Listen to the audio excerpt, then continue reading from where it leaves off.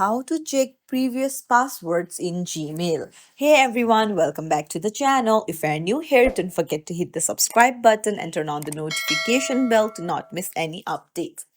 So, have you changed your password on your Gmail but want to find your old passwords? Then you're in the right place. You cannot do it from your Gmail itself. But what you can do is you can go to the Passwords app on your iPhone and then unlock it with the Face ID, and you might find it here because it does not automatically change the password. You'll have to manually change it. So your old password might be here. However, if it's not saved here, then you can go to your Google and then tap on the three dots on the bottom right, and then you'll find password manager there. Tap on it and it might also be saved here. You'll also need Face ID here.